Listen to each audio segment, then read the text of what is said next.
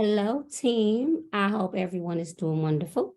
I decided to make this recording, and there will be many more for you to look at. This first one is going to start off talking about working with a buyer. So we're talking about, we're using Georgia MLS. I will be using Georgia MLS today to write a contract for a new buyer and going through all the steps that you need to take when working with a new buyer. We're going to start off with going to Transaction Desk. Transaction Desk is where we will find all of our forms. So you're working with the buyer, and the first thing you want to do is go to the forms. Well, let me say this. You can create a transaction for that buyer. I'm not going to do that today because we're just strictly talking about the forms that are needed. So go over here to Forms. Before you go out and show a buyer a home, you need to make sure that they sign the exclusive buyer brokerage agreement, which you will find under brokerage engagements. It is Form F-110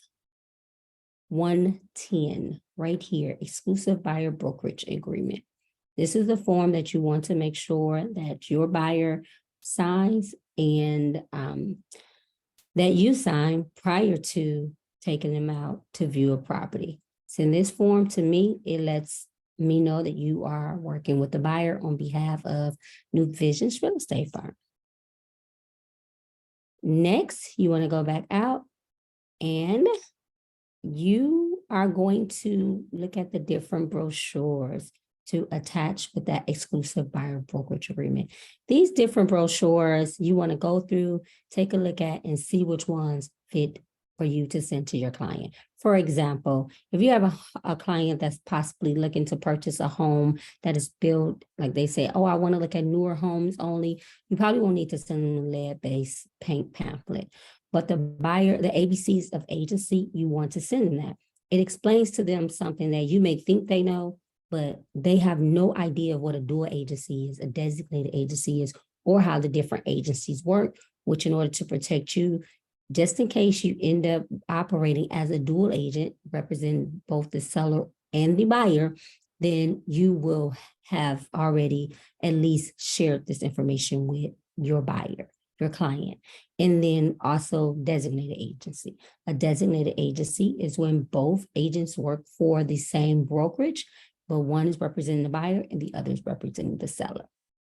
There are other pamphlets in here and information that you want to send to them, especially about the homeowners, what to consider when buying a home in a community with the homeowners association. That's a good one to send them.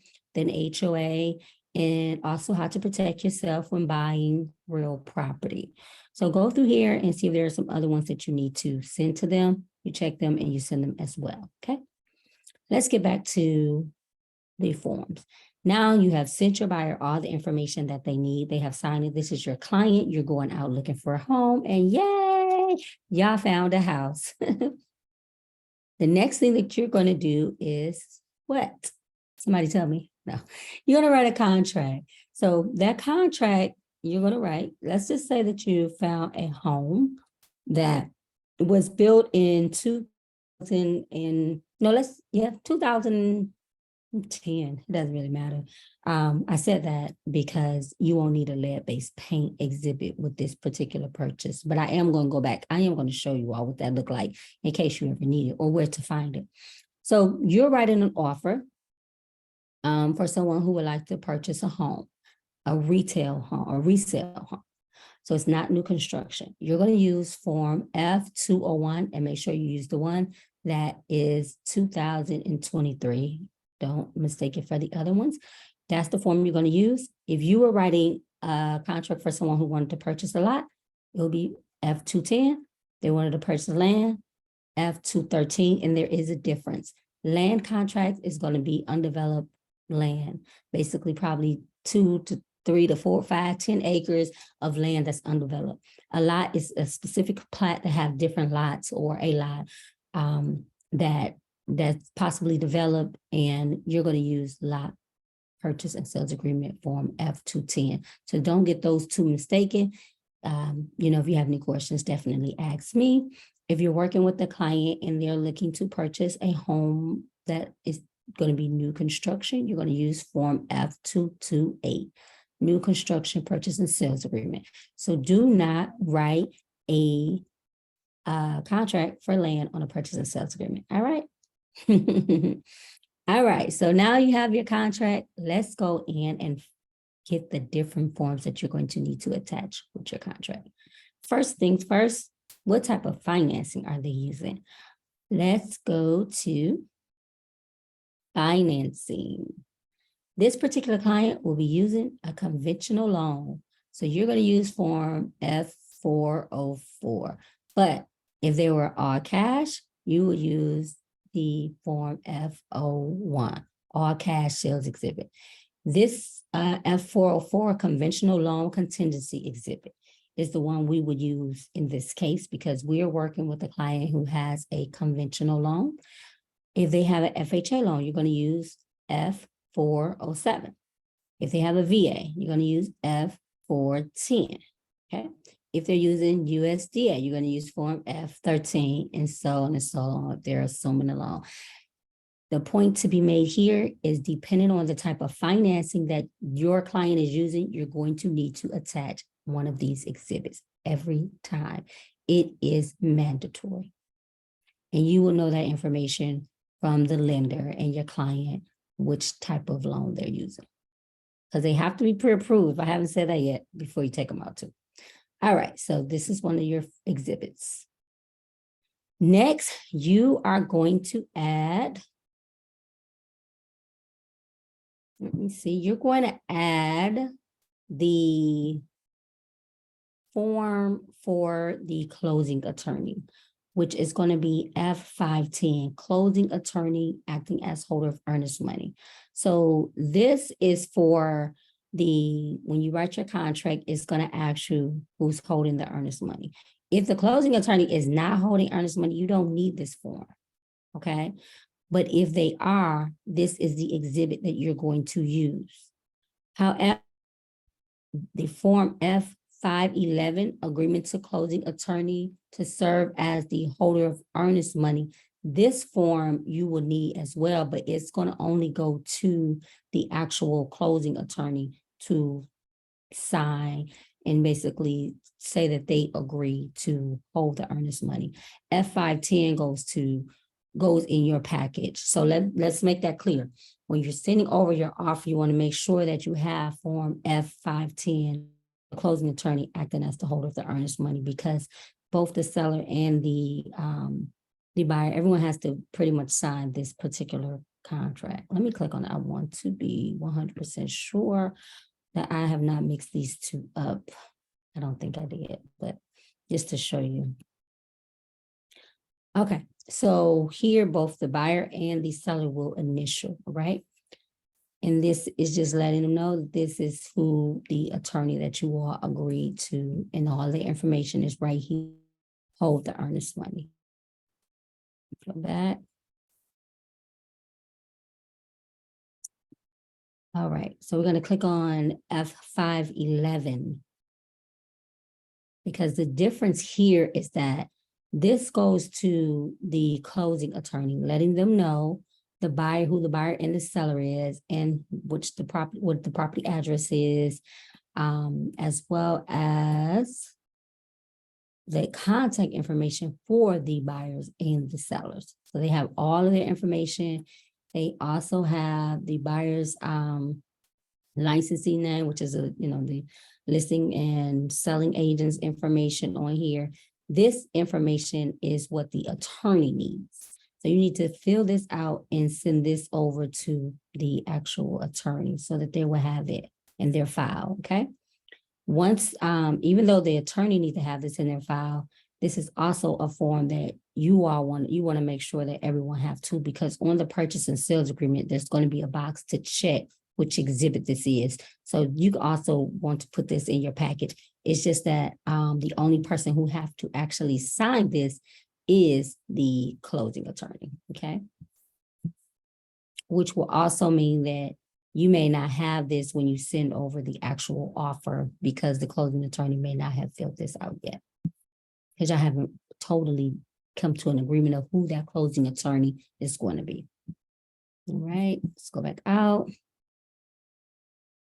Okay, next, you want to make sure that any type of disclosure, let me go back because I may have clicked on that first. I'm clicking on disclosure statements. Any type of disclosure statements are attached. One being the seller's property disclosure statement. Although this comes from the seller, it also serves as one of your exhibits. So you want to make sure that this is a part of your the contract, right? So you want to ask the seller, do they have the seller's property disclosure statement? And if they have it, then you want to go ahead and add it. If they don't, you want to add in special stipulations that they have a certain amount of time to get that seller's property disclosure statement to you. Typically, I would say within 3 days after the binding agreement date, you should have this, okay? Now, this is also where you will find a lead-based paint exhibit if the home was built anytime before 1978, all right? So now you also have, if they are living within a community, and you're going to need the community association disclosure exhibit to go with it as well. So that is going to be Form F322. Did I say the property seller's disclosure statement is F301? Make sure y'all know. All right. Let's go back. What are we missing? Are we ready to send over this contract? We have talked about the actual purchase and sales agreement. We have also mentioned the financing. We have also talked about the seller's disclosure and any lead-based paint, as well as the holder of the earnest money. And I believe those are the only forms that you will need to send over when you are writing your contract, all right? So what I'm going to do is go to purchase and sales agreement. I'm going to actually click on a purchase and sales agreement, because anytime you're in doubt, feel free to go here and scroll all the way down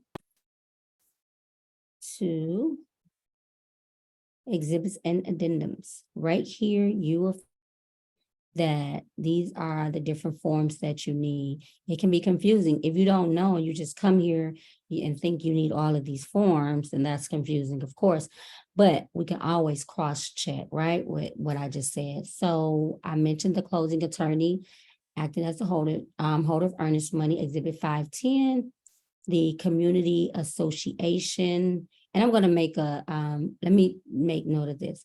Form F511 is no longer on these exhibits. It used to be, this year was the first year they took it off. And the reason why they obviously took it off is because it doesn't need to be a part of this package. The closing attorney is the one who really needs to have it and sign it, okay? So therefore, they don't even have it on here anymore. The closing attorney in the Community Association Disclosure Exhibit F322, conventional loan contingency exhibit F404, the lead-based paint if needed F316, and the seller's property disclosure statement. And that's F301. They have different ones. I don't know if you've ever noticed that they have different seller's property disclosure statements, and that is going to be for a total different video. All right. All right. So those are the forms that you need. I hope this helps you. Y'all have a wonderful one, and y'all keep looking out for these videos.